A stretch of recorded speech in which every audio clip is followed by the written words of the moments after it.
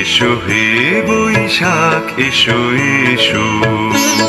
পহেলা বৈশাখ আজ স্বাগত 1432।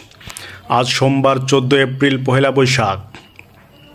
বাংলা নববর্ষ 1432 সালের প্রথম দিন।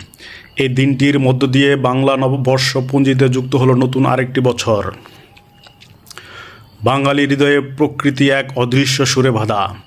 ষড় ঋতুর লীলাভূমিতে ঝড় বৃষ্টির ধামামা বাজিয়ে ধুলোবালির মেঘ উড়িয়ে বর্জ্যের গর্জনে কাঁপিয়ে বৈশাখ এসেছে এক নবজাগরণের প্রতীক হয়ে। বৈশাখের প্রতীক কৃষ্ণচূড়ার ডালেও লেগেছে আগুন, যেন বলছে এসেছে উৎসব, এসেছে রং, এসেছে বৈশাখ। বৈশাখে কেবল প্রকৃতি নয়, জেগে ওঠে বাঙালির হৃদয়। বাঙালির জীবনচক্রে প্রকৃতির মেজাজ সন্তান বৈশাখ যেন অনিবার্য। তাই তো এবারের পহেলা বৈশাখও এসেছে ভিন্ন রূপে। এই বৈশাখ শুধু ক্যালেন্ডারের পাতাও উল্টে নতুন বছর শুরু করার নয়, এই একটি নতুন সময়ের সূচনা।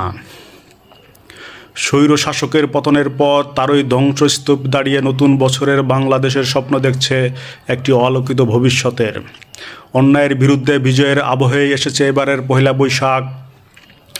চারিদিকে উৎসবের রং, মুখে মুখে শুভেচ্ছা, কিন্তু এর মাঝে রয়েছে এক আশার বার্তা।